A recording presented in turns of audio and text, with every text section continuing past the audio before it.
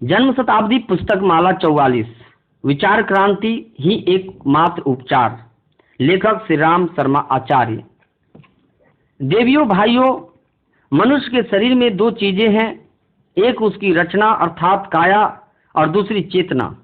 काया का संबंध खाने पीने से है, सोने उठने से है और इंद्रिय भोगों से है।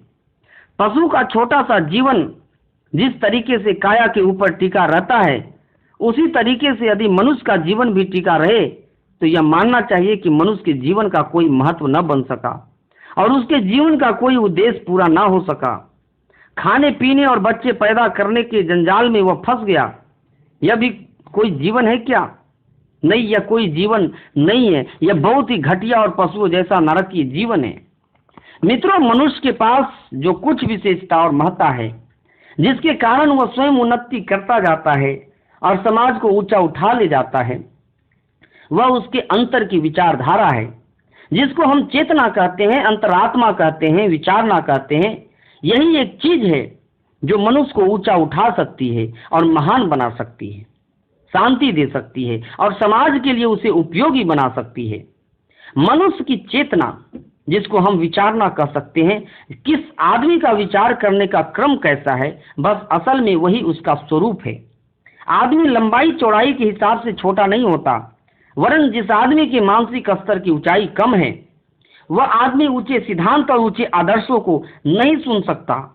जो व्यक्ति सिर्फ पेट तक और संतान पैदा करने तक सीमाबद्ध रहता है, वह छोटा आदमी है।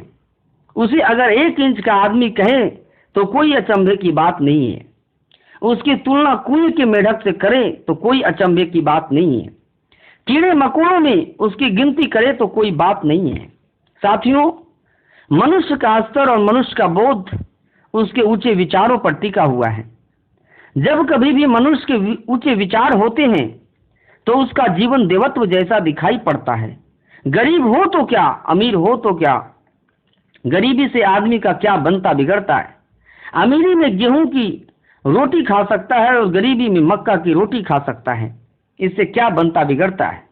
अमीर आदमी रेशमी कपड़े पहन सकता है तो कौन खास बात है, और गरीब आदमी मोटे झोटे कपड़े पहन सकता है तो कौन सी खास बात है। आदमी में एक कानी कौड़ी के बराबर भी कोई खास फर्क नहीं आता है।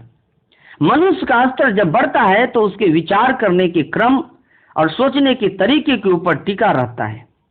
मनुष्य की महानता उसी के ऊपर टिकी रहती है। मनुष्य की शांति भी उसी पर टिकी हुई है, गौरव भी उसी पर टिका हुआ है, परलोक भी उसी पर टिका हुआ है और समाज के लिए उपयोगिता अनुपयोगिता भी उसी पर टिकी हुई है। इसलिए हमको अपना सारा ध्यान इसी बात पर रखना चाहिए कि विचार करने का तरीका और सोचने का तरीका बदल जाए। पिछले दिनों जब हमारे देश के नागरिकों की विचारना का स्तर बहुत ऊंचा था, तब शिक्षा के माध्यम से और अन्य वातावरणों के माध्यम से, धर्म और अध्यात्म के माध्यम से यह प्रयत्न किया जाता था कि आदमी ऊंचे किस्म का सोचने वाला हो एवं उसके विचार, उसकी इच्छा, आकांक्षा और महत्वाकांक्षाएं नीच श्रेणी के जानवरों जैसी ना होकर महापुरुषों जैसी हो। जब ये प्रयास किए जाते थे तो अपना देश कितना ऊंचा था, यहाँ के नागरिक देवताओं की श्रेणी में गिने जाते थे और यह राष्ट्र दुनिया के लोगों की आंखों में स्वर्ग जैसा दिखाई पड़ता था। इस महानता और विशेषता को अक्षुण्ण बनाए रखने के लिए धर्म और अध्यात्म का सारा ढांचा खड़ा किया गया है। मित्रों, ईश्वर के बारे में जितना ज्यादा लिखा और कहा गया है कि मैंने बारीकी से देखा और यह सोचा कि पूजा पाठ से लेकर ईश्वर की चर्चा और लीला कहने तक इस सब का क्या प्रयोजन है। मुझे एक ही प्रयोजन जान पड़ा कि ईश्वर पर ब्रह्म तो अपार शक्ति है, वह नियामक शक्ति है और आदमी के काम को देखती रहती है तथा आदमी के चाल चलन, आदमी के विचार कार्य के अनुसार फल देती रहती है। उसे किसी आदमी की प्रशंसा से और निंदा से क्या मतलब है, गाली देने से क्या मतलब। जब मैंने यह विचार किया कि पूजा पाठ से लेकर धर्म अध्यात्म तक का सारा ढांचा किस वजह से खड़ा किया गया है और इसका क्या मतलब है, तो मैंने पाया कि इसका एक ही मतलब है और कोई दूसरा मतलब नहीं है कि इन सारे के सारे कलेवरों में जकड़ा गया मनुष्य ऊंचे किस्म के विचार करना सीखे, आदर्शवादी विचारों को अपने मन में अंतरंग में स्थापित किए रह सके। यही मनुष्य जीवन की महानतम सेवा है और मनुष्य जीवन का महानतम सफलता है। मित्रों, जिस मनुष्य के मन में श्रेष्ठ किस्म के विचार रहते हो और इस तरह के विचार रहते हो जो उसके व्यक्तिगत जीवन को पवित्र बना सके और जो उसके व्यक्तिगत जीवन के दोष दुर्गुणों का समाधान कर दे, इस तरह के विचार जो मनुष्य को उदार बना दे और जो मनुष्य को स्वार्थपरता और संकीर्णता के जाल जंजाल से निकाल दे, वे विचार जो मनुष्य की परिधि को, सीमा को अपने शरीर से आगे बढ़ाते हैं, अपने कुटुंब से आगे बढ़ाते हैं और अपने बच्चों से आगे बढ़ाते हैं और इतना विशाल बना देते हैं कि वह सारे समाज का अंग हो जाता है, सारे समाज की पीड़ा को अपनी पीड़ा समझता है और सारे समाज की सुविधाओं को अपनी सुविधा समझता है, सारे समाज के कष्टों को अपना कष्ट समझता है, सारे समाज की सेवा को अपनी सेवा समझता है। जब इतना ऊंचा स्तर मनुष्य का हो जाए तो समझना चाहिए कि आपके पास धर्म की मान्यता आ गई, सही अध्यात्म की समझ आ गई, ईश्वर की भक्ति आ गई। साथियों, यह सारे का सारा जो कुछ भी हमारा दार्शनिक ढांचा खड़ा हुआ है, इसी आधार पर खड़ा हुआ है। अगर यह स्तर मनुष्य का बना रहा तो जो कुछ भी आदमी काम करेगा उसमें शान उत्पन्न हो जाएगी, उसी में सुख और सुविधा उत्पन्न हो जाएगी। ईमानदार आदमी अगर तिजारत करेगा तो उस तिजारत से सारी जनता को बहुत लाभ होगा और आदमी का वक्त बच जाएगा तथा जरा सी चीजें खरीदने वालों को बहुत संतोष होगा और जो भी अच्छी चीजें उसे चाहिए थी, खरीदनी थी, मिल जाएगी। बस उसको एक दूसरे के प्रति प्रेम और विश्वास देना पड़ेगा। व्यापार हो तो क्या, अध्यापन हो तो क्या, मजदूरी हो तो क्या, कोई भी काम क्यों ना हो, अगर मनुष्य उचित दृष्टिकोण से करे तो वह छोटा सा काम भी समाज के लिए बहुत उपयोगी हो सकता है और व्यक्ति की शान और गुणों को ऊंचा उठा सकता है। फिर हर आदमी यही कोशिश करेगा कि मेरा काम अच्छा किस्म का हो, मेरी इज्जत अच्छे काम के साथ जुड़ी हो। पैसा कम लेता हो या ज्यादा, लोग इस बात की सराहना करें कि किसी आदमी ने इसको बड़े मनोयोग, बड़े दिलचस्पी और बड़ी मेहनत के साथ किया है। फिर उसकी इज्जत और आबरू लोगों की आंखों में भी बढ़ेगी और अपनी आंखों में भी। अपने आप को यह मालूम पड़े कि हम ईमानदार, शरीफ, नेक, कर्तव्य परायण और वचन की पाबंद हैं। आदमी की ऊंचाई इस बात पर टिकी हुई है। इस ऊंचाई को कायम रखने के लिए, विवेकशीलता को कायम रखने के लिए इस तरह के विचारों की आवश्यकता है जो मनुष्य को ऊंचा उठाए। इसे दुर्भाग्य ही कहा जाना चाहिए कि हमारे पास विचार करने के जितने भी क्रम और साधन थे वे सारे के सारे अस्त व्यस्त और भ्रष्ट हो गए। जरा साहित्य की ओर देखना। साहित्य की दुकान पर जब हम जाते हैं और प्रेस में जो कूड़ा कबाड़ा छपते देखते हैं, पत्र पत्रिकाएं जो हमारी आंखों के सामने आती है, इन्हें देखकर जी में आता है कि इन्हें जला दिया जाए या अपना सिर फोड़ लिया जाए या अपनी आंखें फोड़ ली जाए। यह भी कोई साहित्य क्या जो आदमी को अधःपतन की ओर ले जाता, गिरावट की ओर ले जाता है। जो कुछ भी हम देखते हैं, ज्ञानवर्धन की सामग्री, कला और दूसरी चीजें, यहाँ तक कि धर्म अध्यात्म के नाम पर जो नसीहतें दी जाती है, जो शिक्षण दिए जाते हैं, वे भी कैसे गंदे और फूहड़ किस्म के हैं। जी में आता है कि धर्म और पूजा पाठ की इन किताबों को इकट्ठा करके इनमें दिया सलाई लगा दी जाए या इनको जब्त कर ली जाए। जाने कौन कौन सी किताबें हैं जिनमें न जाने क्या क्या कूड़ा कबाड़ा भर कर रख दिया है, जो आदमी को ऊंचा उठाने की अपेक्षा और नीचे गिराती है, आदमी के चरित्र को और बदनाम करती है तथा आदमी को जो दिशा या प्रेरणा देती है उसे और घटिया किस्म का बना देती है। मित्रों, सारे के सारे विषयों में हम यह देखते हैं कि मनुष्य की अक्ल, मनुष्य की समझ और ऊंचाई को नीचे गिराने के लिए न जाने क्या से क्या चारों ओर से कबाड़ा इकट्ठा किया गया है कि आदमी घटिया होता हुआ चला जाता है। आदमी को घटिया बनाने से बचाने के लिए उन साधनों की जरूरत है जो मनुष्य के विचारों में परिवर्तन लाते हो, ऊंचाई लाते हो, श्रेष्ठता लाते हो, शान लाते हो, इज्जत की भावना लाते हो। इस तरह का सारा कलेवर और ढांचा खड़ा किया जाना चाहिए जिससे कि आदमी के विचार करने की शैली कुछ ऊंची उठे, श्रेष्ठ बने। आदमी श्रेष्ठ नागरिक बनेगा तो अपनी राजनीति ठीक हो जाएगी, व्यापार सही हो जाएगा। श्रेष्ठ नागरिक बनेगा तो अपने कुटुंब और परिवार में बड़े प्यार और इज्जत के साथ, शान के साथ रहेगा।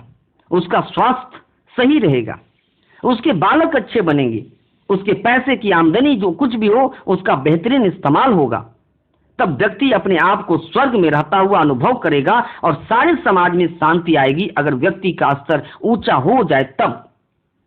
इसलिए हमारे लिए मनुष्य जाति की सेवा का सबसे बड़ा काम यह है कि आदमी के विचार करने की शैली को उत्कृष्ट बनाने के लिए बेहतरीन किस्म के उपचार और योजनाबद्ध रूप से काम किए जाए। युग निर्माण योजना यही करती हुई चली आ रही है। उसका पहला कदम यह है कि मनुष्य अपने सोचने की शैली में आमूलचूल परिवर्तन करे। पिछले हजारों वर्ष का समय ऐसा भयंकर रहा है जिसमें सामंतवाद से लेकर पंडावाद तक हमारे धर्म के ऊपर छाया रहा।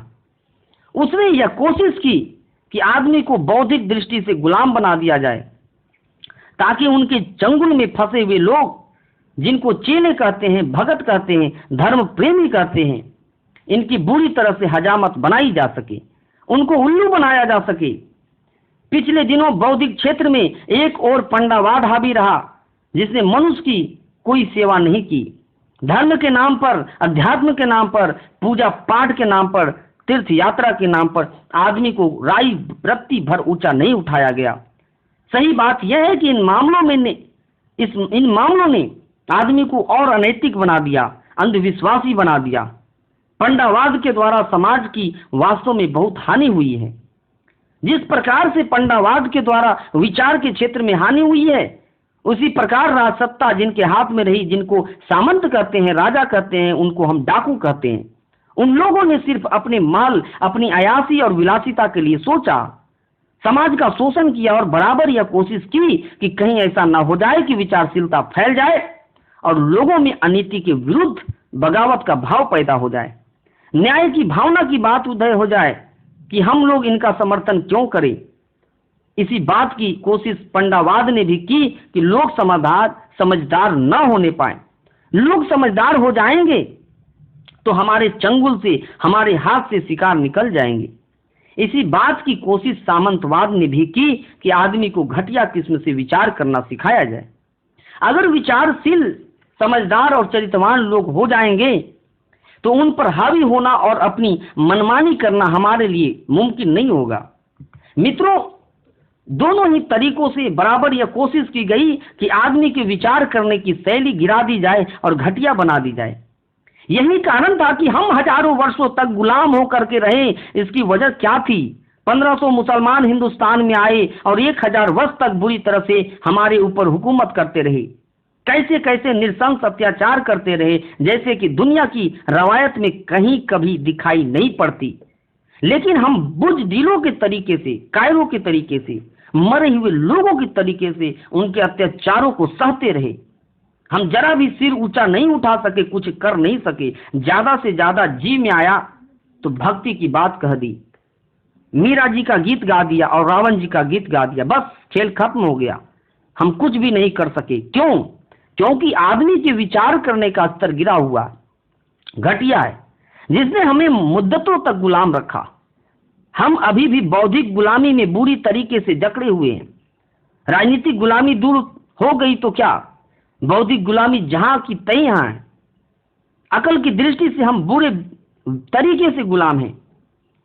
सामाजिक कुरीतियों को ही ले तो उनमें ना कोई तुक है और ना कोई बात है। अरे साहब, हमारी कुलदेवी है और कुलदेवी पर ही हमारे बच्चे का मुंडन होगा। कुलदेवी कहाँ रहती है? 2000 मील दूर रहती है। 2000 मील पर क्या करोगे? बच्चे का मुंडन कराने ले जाएंगे, फिर क्या हो जाएगा? देवी पर बाल चढ़ा देंगे। क्या करेगी देवी? बालों को खाएगी? नहीं, वह तो रोटी भी नहीं खाती। यदि बाल न चढ़ाए तो बच्चे को बीमार कर देगी या मार डालेगी। देवी है या चुड़ैल? इस तरह की चुड़ैलों को देवियां बना दिया गया, कुल देवी बना दिया गया। और पागल आदमी कलकत्ता से रवाना होता है और उसकी कुल देवी वहां जैसलमेर में रहती है। 2000 रुपया किराया खर्च करके बच्चे का मुंडन करा के आता है। वह समझता है कि उसने देवी के ऊपर जाने का क्या एहसान कर दिया। मित्रों, इस तरीके के पागलों से सारा समाज भरा हुआ पड़ा है। हम बौद्धिक दृष्टि से गुलाम हैं। हमारी सामाजिक कुरीतियां कैसी बेहूदी है कि हमारा सारा पैसा खा जाती है, अकल खा जाती है और न जाने क्या से क्या खा जाती है। और हम इधर से उधर, यहां से वहां मारे डोलते हैं, जिसमें न कोई अकल है और न कोई विवेक की बात। हम देखते हैं कि लोग बौद्धिक दृष्टि से किस तरीके से गुलाम हैं। जनपत्रियों की बात को ही ले, जनपत्री का जंजाल ऐसा खड़ा हुआ है कि लाखों आदमी इसी से उल्लू बने फिरते हैं। मंगल आ गया, राहु आ गया, चंद्रमा आ गया, शुक्र आ गया, चंद्रमा इन्हीं के ऊपर आ गया। ये ही कुंवर और ये ही राजा साहब बने बैठे हुए, चंद्रमा इन्हीं के पीछे पीछे फिरेंगे। चंद्रमा के पास कुछ काम है ही नहीं। इन्हीं को मारेंगे, इन्हीं को प्यार करेंगे, इन्हीं पर लक्ष्मी बरसाएंगे, इन्हीं को हानि पहुंचाएंगे। यही जो रह गए हैं नवाब कहीं के, चंद्रमा इन्हीं के पीछे फिरेंगे, बेवकूफ कहीं के। इस तरीके से बेअक्ली और बेवकूफी का कोई अंत है क्या? कुछ अंत नहीं है। इसी तरीके से नैतिक चीजों के बारे में बेअक्ली का अंत है क्या? नहीं है। सामाजिक कुरीतियों का कहां तक वर्णन किया जाए, इनका वर्णन नहीं करता मैं। नैतिकता के मूल्य के बारे में भी आदमी इस तरीके से पिछड़ता चला गया है।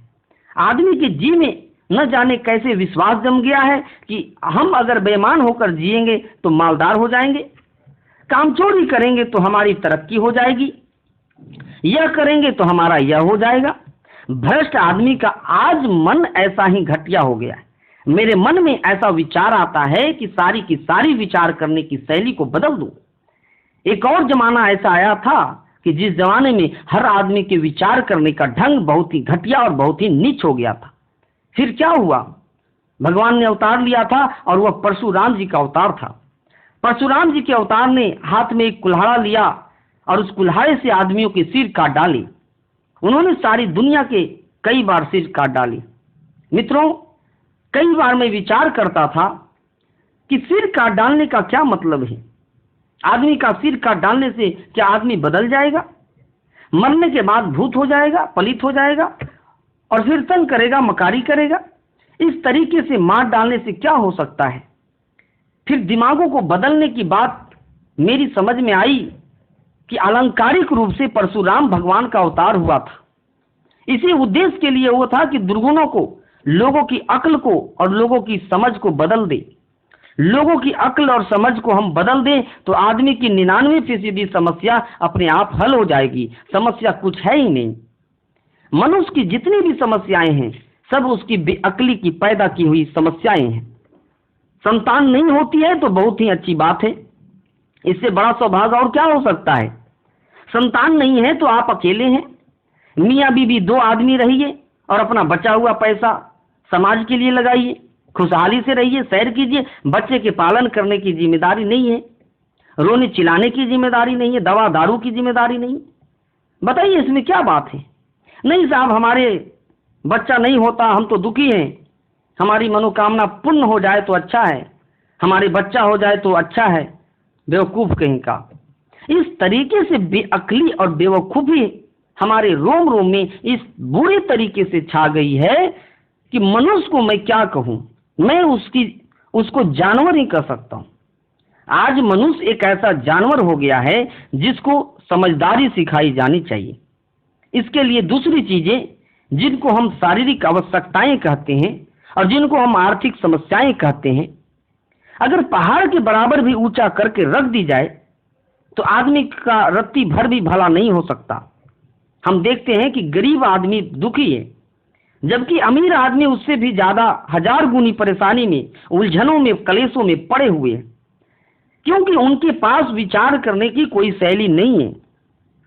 अगर उनके पास कोई विचार ना होता तो इतना अपार धन उनके पास पड़ा हुआ है जिससे न जाने किस काम में लगा दिया होता और उस काम के द्वारा समाज में न जाने क्या व्यवस्था उत्पन्न हो गई होती, न जाने समाज का कैसा कायाकल्प हुआ होता।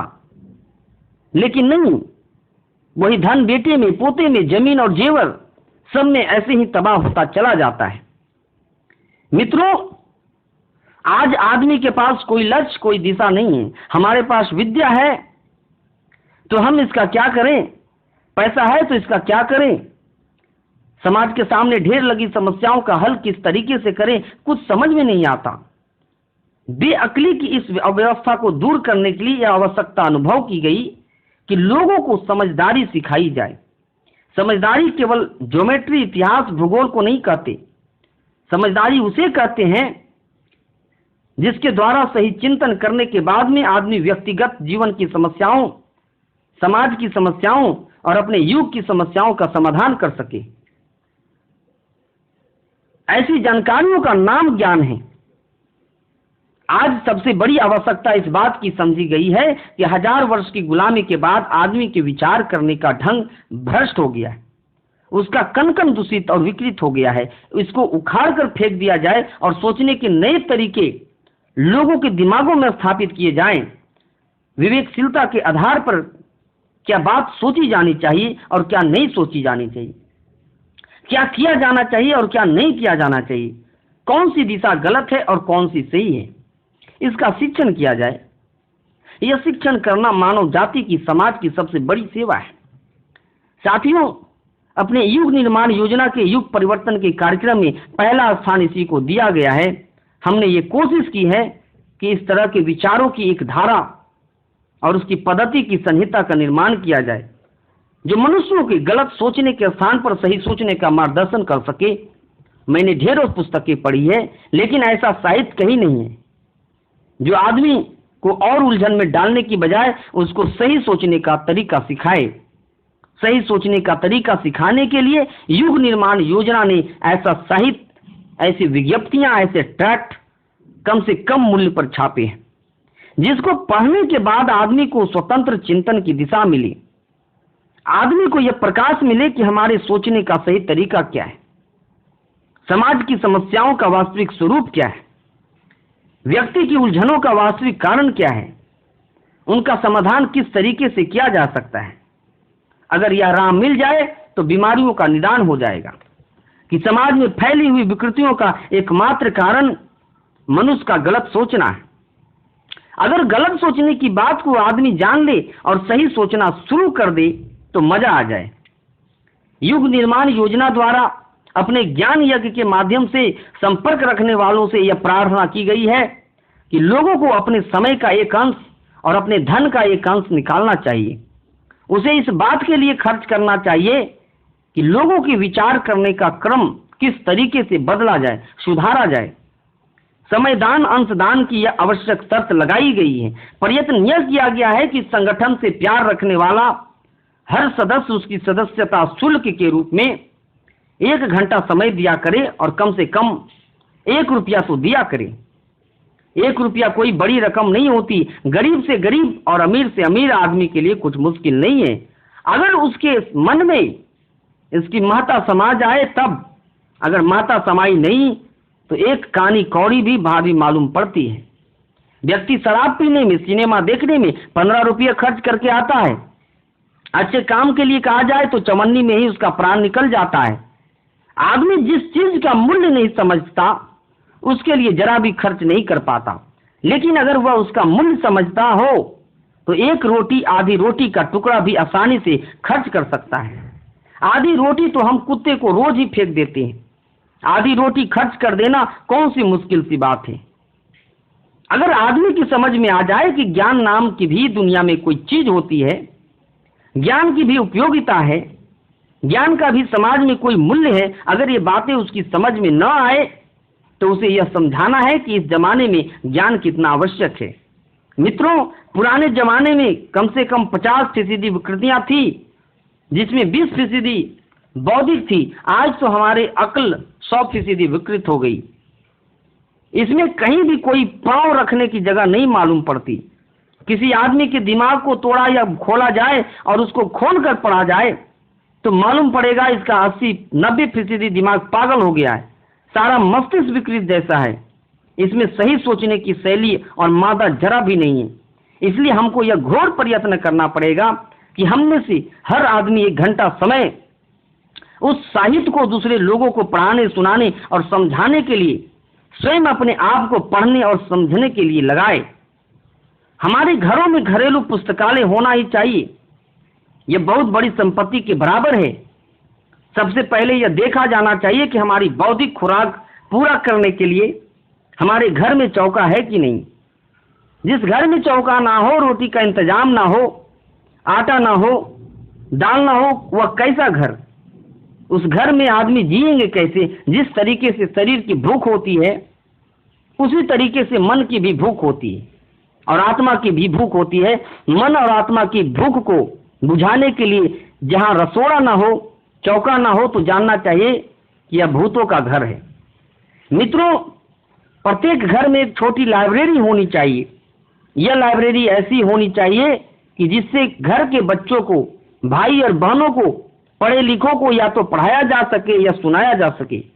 उनका बौद्धिक परिष्कार करने के लिए कुछ साधन सामग्री तो होनी ही चाहिए। साधन सामग्री के बिना उनको क्या सिखाया जाए, क्या पढ़ाया जाए, क्या सुनाया जाए। इस तरीके से उस साधन सामग्री को घर की एक संपदा के रूप में, एक तिजोरी के रूप में, एक जेवर के रूप में, एक अंगूठी के रूप में घर में रखा जाना चाहिए और वह धन प्रत्येक घर में खर्च किया जाना चाहिए, जिसकी न्यूनतम मात्रा 1 रुपया कही गई है। युग निर्माण योजना ने इस बात का प्रयत्न किया है कि इस तरह का साहित्य तैयार किया जाए, ऐसी पत्र पत्रिकाएं निकाली जाए जो इस युग की बौद्धिक भूख को बुझाने में समर्थ हो, और ऐसे साहित्य को प्रत्येक आदमी अपने घर में रखे, उसके लिए 1 रुपया रोज खर्च करे। मित्रों, समय को खर्च करने के लिए भी बात इसलिए की गई है कि अगर हम केवल साहित्य रख दें और पुस्तकालय खोल दें, घर में रख दें या किसी लाइब्रेरी में रख दें, तो उससे कुछ बनने वाला नहीं है। आज मनुष्य की ज्ञान की भूख मर चुकी है। उसकी मरी हुई भूख को जगाने के लिए केवल साहित्य को रख देना काफी नहीं है, वरन उसकी इच्छा को जगाना भी जरूरी है। हमने देखा है कि उपन्यास पढ़ने वाले, गंदी किताबें पढ़ने वाले ढेरों हैं। वे लाइब्रेरियों में जाते हैं और पैसा देते हैं, किताबें खरीदते हैं, नॉवल खरीदते हैं, गंदी किताबें खरीदते हैं और उन पर पैसा खर्च करते हैं। लेकिन अगर अच्छी किताबें लेने के लिए कहा जाए तो मुंह मोड़ लेते हैं और कहते हैं कि ये हमें अच्छी नहीं लगती, हमको फुर्सत नहीं है, समय नहीं है। इसकी वजह एक ही है कि जीवन में जैसे महत्वपूर्ण प्रश्न के ऊपर उनकी कोई इच्छा नहीं है, उनकी इच्छा सो गई है। वे जीवन के स्वरूप को भूल गए हैं, जीवन की आवश्यकताओं के बारे में उन्हें कोई ज्ञान नहीं है। हमारा पहला काम लोगों की मन स्थिति के अनुसार पुस्तक पढ़ाना नहीं है, वरन पहला काम उनकी रुचि को जागृत करना है। इसके लिए घर घर जाना पड़ेगा। विचारों की उपयोगिता, विचारों का मनुष्य के जीवन पर प्रभाव और विचारों का नैतिक और राष्ट्रीय जीवन पर प्रभाव आदि बहुत कुछ हमको उन्हें सिखाना तथा समझाना पड़ेगा और शुरुआत करनी पड़ेगी, ताकि आदमी की समझ में यह आ जाए कि विचारों का भी कोई मूल्य होता है। सही विचार करना आ जाए तो हम अपनी आंतरिक और बाह्य जीवन की समस्याओं का समाधान करने में समर्थ हो सकते हैं। इसलिए घर घर जाना पड़ेगा, बहस करनी पड़ेगी और समझाना पड़ेगा, रुचि पैदा करनी पड़ेगी। वोट मांगने के लिए जिस तरीके से चालाकियां इस्तेमाल की जाती है, खुशामतें की जाती है, उसी चालाकी और खुशामत के साथ साथ हमें घर घर जन जन के पास जाना पड़ेगा। अगर हम ऐसा नहीं कर सकते हैं तो लोक रुचि की ओर नहीं जाया जा सकता। लोक रुचि नहीं जगाई जा सकती तो साहित्य की क्या कीमत, लाइब्रेरी की क्या कीमत। पुस्तकें छाप कर रखते चले जाइए या कोई आदमी खरीद लाइए और एक लाइब्रेरी खोल दे तो उसे दीमक खाएगी, चूहे खा जाएगी। इससे क्या बनने वाला है? मित्रों, आज सबसे बड़ा प्रश्न यही है कि लोक रुचि ज्ञान की ओर से जो अस्त व्यस्त हो गई है, उसको इसी तरीके से जगाएं। इसके लिए झोला पुस्तकालय चलाने की बात कही गई है, 1 रुपया और 1 घंटा समय देने की बात कही गई है। आप कहीं भी जाए, अपने ऑफिस में जाए, रेलगाड़ी में जाए, सफर में जाए, रिश्तेदारी में जाए, एक छोटा सा बैग अपने पास रखे, उसमें 5-25 किताबें जो बड़ी उपयोगी है और बौद्धिक क्रांति के लिए मार्गदर्शन करती है, उनको अपने साथ लेकर जाएं।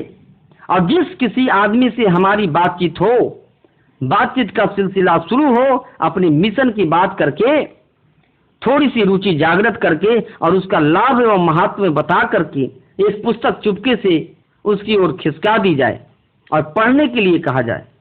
उसके पास किताब पढ़ने लायक समय न हो तो जो विज्ञप्तियां हैं उनको पढ़ने के लिए कहा जाए और उसको वापस लिया जाए। अधिकांश लोग तो बिना पढ़े लोगों को जहां भी मौका मिल जाए वहां इकट्ठा कर ले, चाहे जहां इकट्ठा बैठे हो। उनसे प्रार्थना करनी चाहिए कि आपके पास 2-4 मिनट का समय हो तो एक बात आपको सुना दूं क्या?